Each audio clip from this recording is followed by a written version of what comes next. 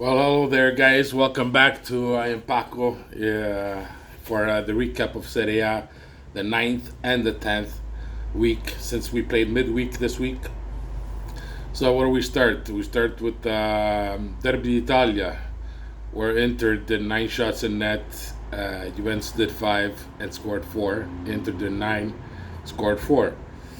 So for me as an Interista, we lost 2 points. Us Interisti versus Juve. For Juventus, I see for some Juventus fans, it's it's like a win. Uh, there's the old time. I remember the old times where it was the other way around.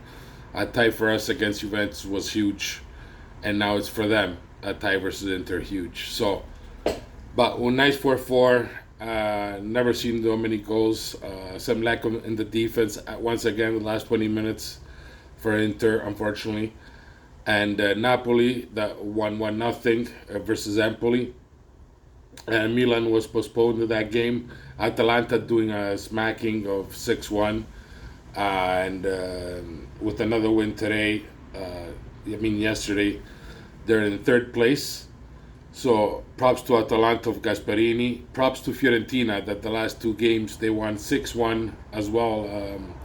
Fiorentina beat Lecce 6-1, I believe, and Atalanta did the same. And then Lazio doing a 5-1 against Verona, and once again beating Como today 5-1. So Lazio and Fiorentina fourth and fifth spot, and Juventus tying after tying Inter 4-4, another tie. This time at home versus Parma, which this is I guess 2 points lost for Juventus. They could have stayed attached to the group of Napoli and Inter, and matter of fact Atalanta now, and they dropped to sixth place behind also Lazio and Fiorentina. Lautaro scored his 134th goal for Inter, and with that, he's the forner player with most goals for Inter. So props to Lautaro. Vlahovic scored against Inter, flopped against Parma by missing an occasion. Lukaku scored against Milan, and still not in great shape, I guess, Lukaku, but those are points, most of the important points for Napoli for the continue of the season. Beating Milan and San Siro, yes, they were even missing 5 players, but Napoli, the 2 shots, 2 goals, they're being clinical, and so far well deserved for first place for Napoli.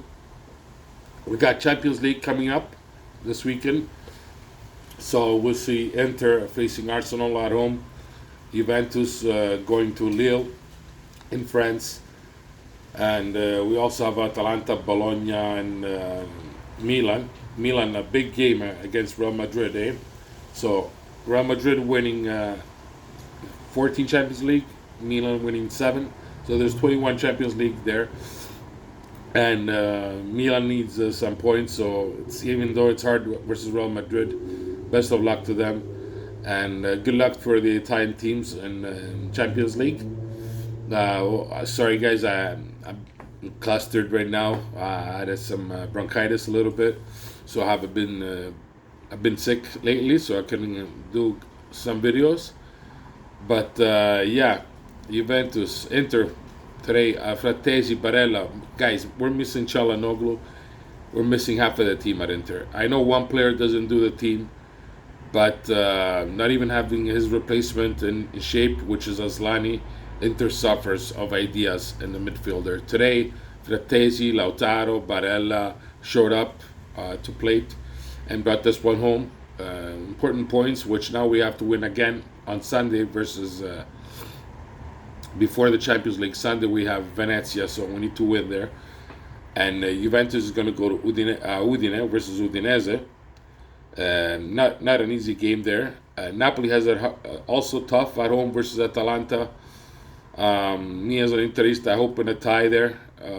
Maybe we can catch up 2 points. That is if we beat Venezia. So yeah, a lot of interesting things going on this week. First, the Serie A for the 11th week, and then Champions League, guys. So I don't know. What do you guys think of Juventus being in sixth place without losing one game out of 10 games? They won four, they tied six, and they're in sixth place. So I'm not used to seeing a team undefeated after 10 matches and being in sixth place. So maybe something is wrong there. We'll see. Maybe Inter has to work on the defense, and Juventus has to work on their scoring goals. Milan needs a manager there that can carry on the team. Fonseca is trying his best right now. Roma with Juric today, they had a huge win over Torino, 1-0. Dybala took him out of the crap, let's say. Or else Juric would have been almost, if not sacked tonight. So Dybala, huge win over Dybala and Juric, huge win over Juric's ex-team Torino. Lazio beating Como 5-1. 2 goals by Castellanos, Il Tati. And Nuno Tavares, again, another assist, but unfortunately he's going to miss the next one because he got a red card. Fiorentina today, Robin Gosens. It looked tough, that game versus Genoa. Amarasi is always hard. But at the end, Robin Gosens wins it for them, brings those 3 huge points at home to be in tied for 4th with Lazio. So props to Fiorentina, Palladino, Lazio with Baronio, and Gasparini with Atalanta. The last 7 days, they brought 6 points. Also Napoli by beating first Empoli and now Milan. So guys, see you soon on the next chapter, which will be Sunday, I believe, after Inter's game. And put a like and subscribe if you haven't. And ci sentiamo presto, va bene? Ciao belli.